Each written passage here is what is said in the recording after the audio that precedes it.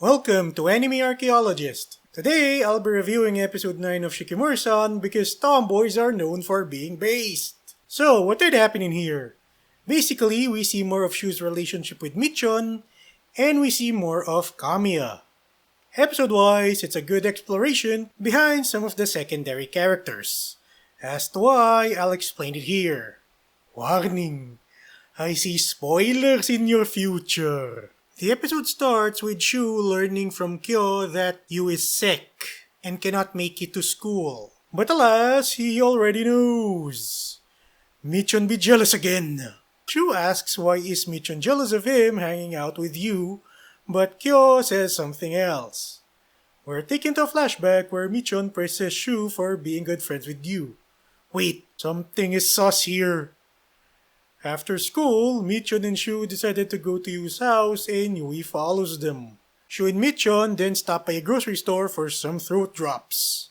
Michon calls Shu Nissan, which makes me think that this is quite sus indeed. As they are leaving the store, we see Yui riding on a panda ride when she tells us why things are being sus.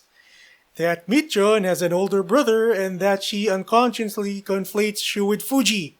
I like how this kinda explains the gag of Michon appearing to be jealous of Shu. We now see Yu being bedridden.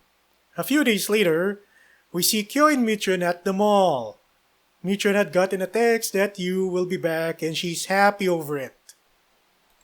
All of a sudden, they notice Kamiya alone. Kyo is talking to Kamiya when Michon pops up and the three of them hang out at the mall. We see a montage of the three of them bonding at the mall, complete with Michon and Kamiya trying out some arcade crane games. Michon does give her arcade crane game winnings to Kamiya as she is quite kind.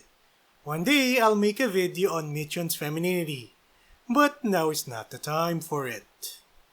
Kyo returns and sees Kamiya and Michon bonding over arcade plushies. We see a flashback of when Kyo asked Kamiya to hang out, but Kamiya declined. I'll talk about this more later. Upon leaving the mall, our trio of tomboys see a basketball court. As they're about to play, they got challenged by two Gyaru for the entire basketball court. Well, those two are reminding me of Mika Jogizaki from the Idol Master Cinderella Girls anime for some reason. Much like how one should not pursue Lubu, one should not challenge a tomboy, let alone two tomboys. Also, the short-haired Gyaru reminds me of Akira Tsunazaka from the Idol Master Cinderella Girls Starlight stage. Must be the shark teeth. And the face mask.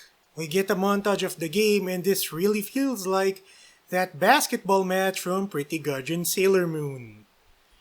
The game ends and the tomboys win. After this, they all take a picture together. With that, Michon goes home while Kyo and Kamiya talk about how the latter had a lot of fun. We see who had influenced Kamiya to be more open to hanging out with other people. Yu and Michon. Kamiya is an introvert and seeing her open up to the notion of hanging out with other people shows us just how strong the influence of Yu and Michon really is. As Kyo and Kamiya go home, Kyo asks Kamiya about how Kamiya had changed and while Kamiya declines to answer, we see who did influence her, Michon. And so the episode ends. This episode follows chapters 46, 47, and 48 of the manga. I like how this episode explores two of the secondary characters, Shu and Kamiya. With Shu, we see that Michon's envy is resolved. I'm just happy that this deepens the friendship between Shu and Michon. With Kamiya, we see a character study of what a friendship among tomboys looks like. I'm just happy that we didn't end up with something like in a soap opera because we really need less of that nowadays. I swear, the Prime Minister of Japan is promoting tomboys as well. Truly, this episode is based. I recommend this episode because we need tomboys now more than ever, especially now that tomboys are being erased in the West. Next week, I will be reviewing episode 10.